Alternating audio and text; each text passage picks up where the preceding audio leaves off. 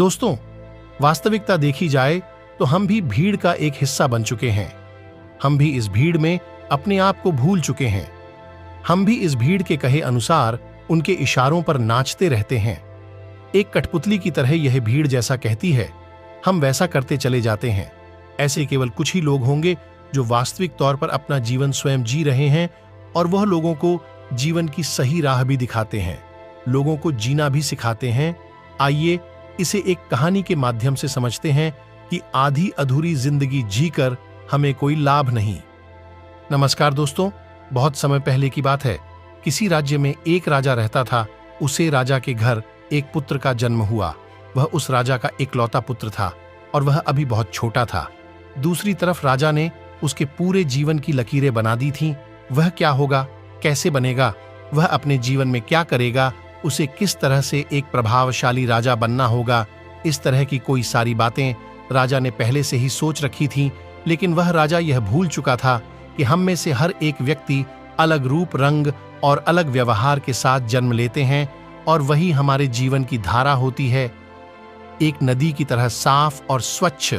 उस धारा को हमने खो दिया है और अपना लिया है भीड़ तंत्र द्वारा दिया गया, क्योंकि यह हमें अत्यधिक सुरक्षित लगता है, क्योंकि इस भीड़ में हम अपने आप को सुरक्षित मानते हैं। हमें कुछ नया जानना अच्छा नहीं लगता। हम तो केवल इस भीड़ के साथ चलकर अपने आप को सर्वश्रेष्ठ समझते हैं। उस लड़के का भी एक व्यवहार था। उसे राज्य का राजा नहीं बना था। उस लड़के का मन तो बहुत नाजुक था। वह जल्द ही करुणा से भर जाता था। हिंसा से उसे आनंद नहीं आता था। उसे तो चित्र बनाना और नृत्य करना अत्यधिक पसंद था। यही उसकी जीवन धारा थी। यदि वह उस पर चलता तो संपूर्णता को प्राप्त करता। लेकिन उसके पिता को यह सब बिल्कुल पसंद नहीं, जिस कारण वह राजा अपने बच्चे से नाराज रहने लगे। उसने हर बात जतन कर दिया जिससे उसका बच्चा सम्राट बनने के लिए आगे बढ़ सके, उसमें सम्राट के सर्वश्रेष्ठ गुण आ सके। लेकिन उस लड़के को कोई फर्क नहीं पड़ रहा था। ऐसे ही धीरे धीरे समय बिता गया और समय के साथ साथ अब वह युवराज बड़ा होने लगा था। लेकिन जैसे जैसे युवराज बड़े हो रहे थे, उनके मन में, उनके दिमाग में समाज की यह बातें घर करती चली जा रही थीं। अब वह बाहर के बारे में सोचने लगे थे, लेकिन अब भी उनका व्यवहार पहले जैसा ही था, और यह बात उस राजा को बिल्कुल पसंद नहीं थी। इसी वजह से वह राजा अपने पुत्र को ताने मारता, अपशब्द कहता। वह कभी कभी इतना क्रोधित हो जाता कि अपने पुत्र से कहता, तुम्हारे जैसा पुत्र होने से तो अच्छा था कि मेरा कोई पुत्र ही नहीं होता। क्या तुम जानते हो, जब लोग यह सुनते हैं कि तुम्हारा पुत्र नृत्य करना पसंद करता है, चित्र बनाना पसंद करता है, तो लोग मुझ पर कितना हंसते, मुझ पर क्या बीती है। क्या तुम जानते हो वह मेरे बारे में कैसी कैसी बातें करते हैं, और यह सब तुम्हारी वजह से है। राजा के पुत्र को अपने पिता की यह बात लग गई। उसके बाद उसने निश्चय किया कि वह अपने पिता की बातों का पालन करेगा, वह अपने पिता की आज्ञा का पालन करेगा। उसके पिता जैसा उसे बनाना चाहते हैं, वह वैसा बनकर रहेगा। एक बार जब उसके पिता खुश हो जाएंगे तो वह वापस अपने साधारण जीवन को जीने लगेगा। उस दिन से ही युवराज ने बहुत प्रयास किए, निरंतर अभ्यास किया, और आखिरकार वह एक ऐसा योद्धा बन गया जिसे हराना नामुमकिन था। उसने कई ऐसी लड़ाइयां लड़ी जिन्हें जीतना नामुमकिन था, लेकिन वह अपने पराक्रम के दम पर विजय हुआ। और जब भी वह विजय होकर वापस अपने महल लौटता तो उसे यही लगता कि अब तो उसके पिता उसे अत्यधिक प्रसन्न हो जाएंगे। लेकिन हर बार जब वह विजय होकर घर लौटता तो उसके पिता उसे केवल एक ही बात कहते हैं, बेटा, तुम्हें तो अभी और सीखना है, अभी तुम पूर्ण रूप से एक योद्धा नहीं बने हो। और इसी वजह से वह अपने पिता की नजरों में पूरा बनने के लिए दिन रात मेहनत करता, अपनी पूरी ताकत लगा देता। लेकिन ऐसा समय कभी नहीं आया जिससे राजा को अपने बेटे पर गर्व हो, और धीरे धीरे वह पुत्र अपने आप को भूल चुका था कि वह क्या है और वह क्या करना चाहता है। धीरे धीरे उसके अंदर की करुणा क्रूरता बन चुकी थी। दोस्तों, हमारे साथ भी हमारे जीवन में कुछ ऐसा ही होता है। लोगों की परवाह करते करते, जिम्मेदारियां निभाते निभाते हम अपने आप को ही भूल जाते हैं और एक ऐसी जिंदगी को अपना ले जो हमारी है ही नहीं। लेकिन सबसे खुशकिस्मत तो वह लोग होते हैं जो सही मायने में अपना जीवन जीते हैं। वह वही करते हैं जो वह करना चाहते हैं।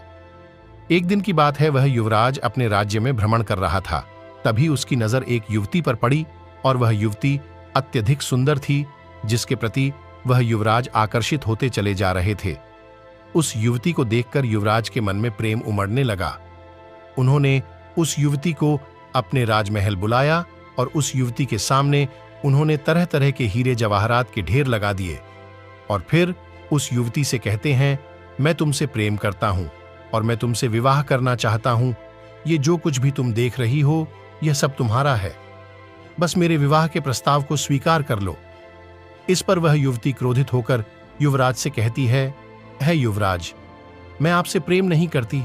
भला यह कंकड़ पत्थर लेकर मैं क्या करूंगी? यदि आप सच में मुझसे प्रेम करते हो तो मुझे आपकी सबसे प्रिय चीज चाहिए।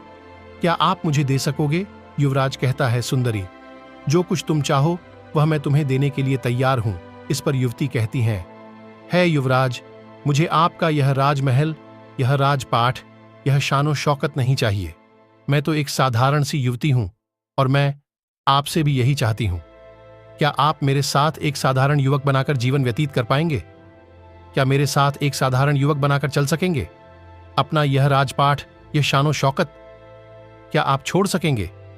उस युवती की यह बात सुनकर वह युवराज बहुत सोच में पड़ गया और उसे युवराज को देखकर वह युवती हंस पड़ी और कहने लगी, युवराज, यह आपकी धन दौलत, यह आपका साम्राज्य हमारी जिंदगी में कुछ नहीं। धन दौलत, मान सम्मान, पद प्रतिष्ठा ही प्रेम की कसौटी बन जाता है। आपने तो देखा ही होगा, जिसके पास जितनी ज्यादा धन दौलत होती है, मान सम्मान होता है, पद प्रतिष्ठा होती है, लोग उसे ही अधिक प्रेम करते हैं, उसकी अधिक फिक्र करते हैं, हमेशा उसके साथ खड़े रहते हैं, उसका सम्मान करते हैं। लेकिन यह सब सच नहीं होता वास्तविक तौर पर। तो वे लोग उस धन दौलत के अधीन होते हैं, उस धन दौलत का सम्मान कर रहे होते हैं, उस राजपाट का, उस पद प्रतिष्ठा का, उस मान सम्मान का आदर कर रहे होते हैं। वे लोग उसकी वाह वाह कर रहे होते हैं, उसकी प्रशंसा कर रहे होते हैं, जो कि एक दिखावा है, जो कि एक झूठ है। और इन सभी झूठों के पीछे हम अपना पूरा जीवन यूं ही व्यतीत कर देते हैं। हम सब उनके पीछे भागते रहते हैं, फिर चाहे वह कोई गरीब हो या फिर कोई अमीर। लेकिन आखिरी सांस तक ना तो कोई गरीब से प्रेम करना चाहता है और ना ही उसकी कोई फिक्र करता है। लेकिन यदि आप किसी को धन दौलत, मान सम्मान, पद प्रतिष्ठा दिखाएंगे तो वह अवश्य ही आपकी झूठी तारीफ करेगा। वह आपका का झूठा सम्मान भी करने के लिए तैयार रहेगा। वह आपसे केवल इसलिए जुड़ा रहेगा क्योंकि उसे वह सारी चीज पसंद है, न कि आप। उस युवती की यह सारी बातें सुनकर युवराज एक बार फिर से कुछ देर के लिए सोच विचार करने लगते हैं और कुछ देर बाद वह उस युवती से कहते हैं कि मैं तुम्हारे साथ चलने के लिए तैयार हूं, जैसा तुम चाहती हो। मैं एक साधारण जीवन जीने के लिए तैयार हूं। बस अपने माता पिता को इसकी सूचना देना चाहता हूं, अपने माता पिता से आज्ञा लेना चाहता हूं। जैसे ही सम्राट को यह पता चला कि युवराज यह राज्य छोड़कर जा रहे हैं और वह भी एक साधारण सी लड़की के लिए, उसने तुरंत ही अपने सैनिकों को आदेश दिया कि उस लड़की और युवराज को बंदी बनाकर राज दरबार में पेश किया जाए। सैनिकों ने बिल्कुल ऐसा ही किया। उन्होंने उस लड़की और युवराज को बंदी बनाकर राज दरबार में ले आए। उधर दूसरी तरफ सम्राट ने उस लड़की को जासूसी के आरोप में मृत्यु दंड दे दिया। वह राजा यह भूल चुका था कि जब हमारे हाथों में शक्ति होती है, हमारे हाथों में ताकत होती है, तो हम न्याय अन्याय के बीच का फर्क भूल जाते। हमें तो केवल बस यही लगता है कि हम जो कुछ कर रहे हैं वही सही है। हम अपने आप को सर्वशक्तिमान समझने लगते हैं। इस मृत्यु दंड के बारे में सुनने के बाद वह लड़की डर गई और राजा से कहती है कि हे राजन, इसमें मेरा क्या दोस्त है? इसमें मैंने क्या किया है?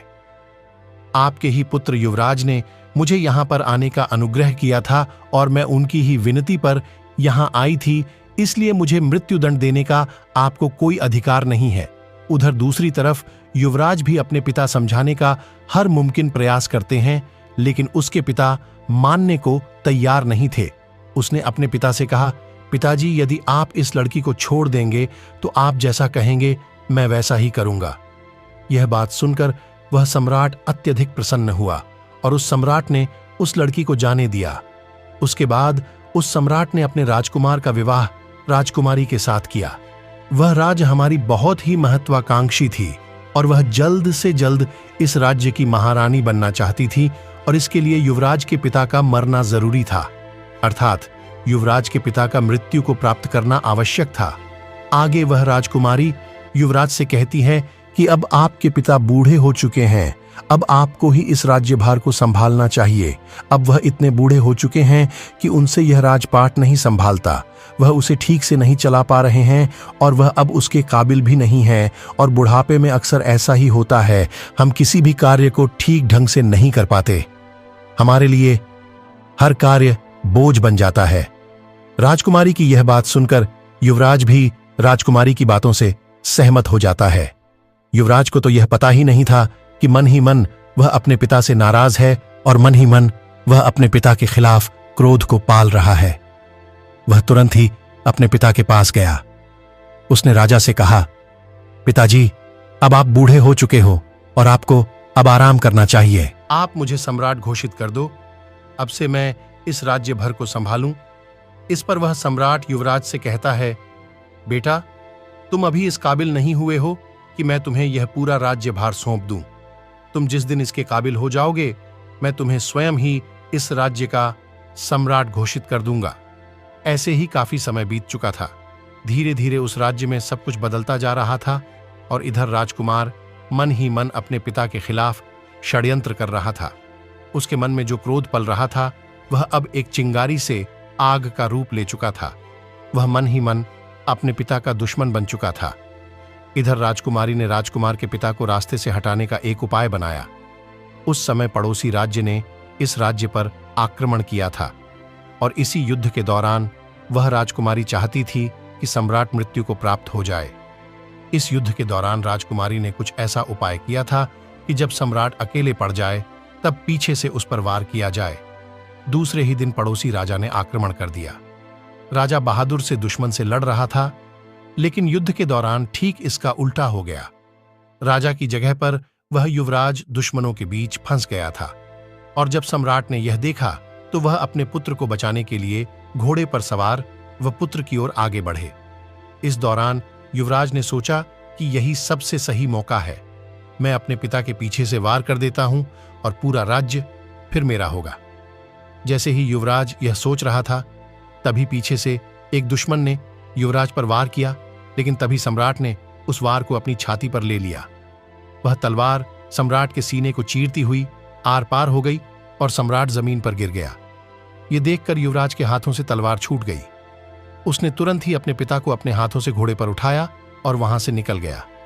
रास्ते में सम्राट ने अपने बेटे से कहा, बेटा, अब तुम काबिल हो चुके हो और मैं तुम्हें इस राज्य का सम्राट घोषित करता हूं। जाओ और अपने राज्य को बचा लो।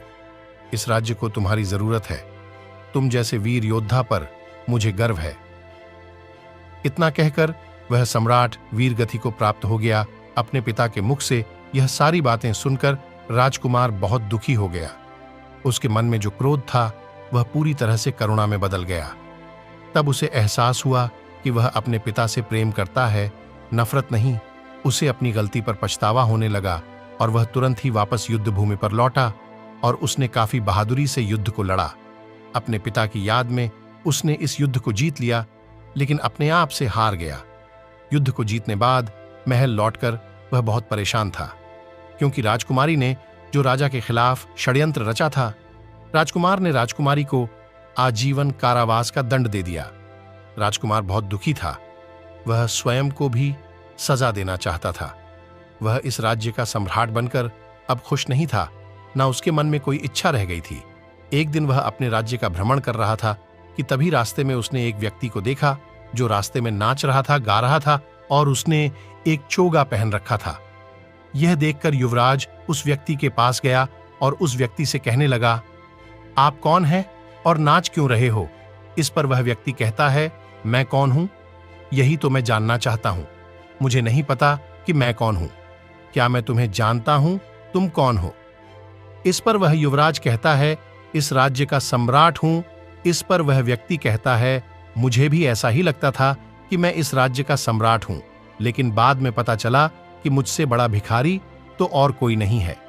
इस पर युवराज कहता है, आप समझ नहीं रहे, मैं वास्तविक तौर पर इस राज्य का सम्राट ही हूं।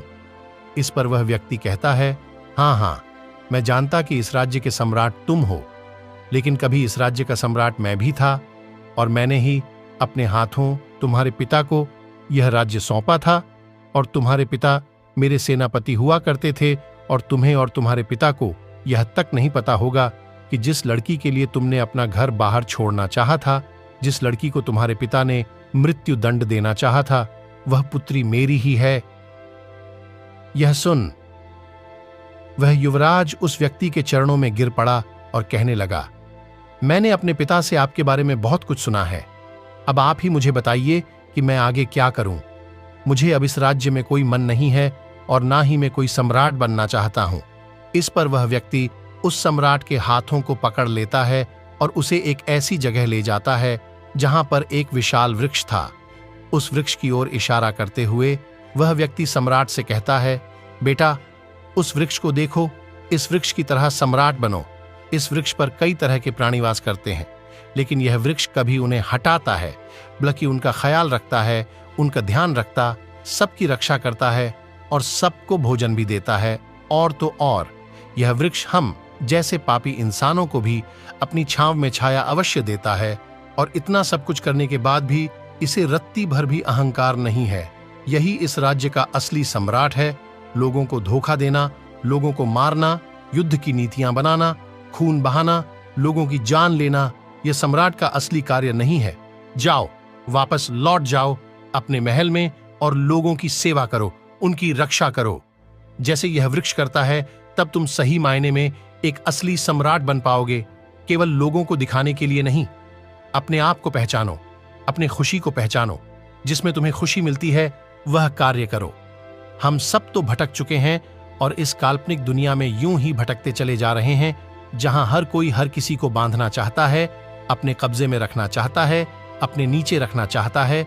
जब तुम ध्यान से अपने आप को देखोगे, अपने आप को समझोगे, तब तुम्हें यह एहसास होगा कि हमारे विचार हमारे हैं ही नहीं, हमारी सोच हमारी है ही नहीं। हम जिस धर्म में जन्म लेते हैं, हम तो उसे धर्म के बन जाते हैं। दोस्तों, हमारे जीवन में भी कुछ ऐसा ही होता है। हमारे आसपास ऐसे बहुत से लोग होते हैं जो हमें हमेशा कुछ अच्छी तो कुछ कड़वी बातें कहते ही रहते हैं, और उनकी हर बात हमें आईना सा दिखा जाती है। लेकिन हम ऐसे लोगों को ढूंढते रहते हैं जो हमारी हां में हां मिला सके, वह हमारी गलती को गलती ना कहे। और ऐसे लोग हमें बहका सकते हैं, क्योंकि हम पहले से ही बहकने के लिए तैयार बैठे हैं। जो भी कुछ हम कह रहे हैं, जो भी कुछ हम कर रहे हैं, वह सब सही है। हम कुछ ऐसे लोग चाहते हैं जो हमारे इस हां में हां मिला सके और हमारा साथ दे सके।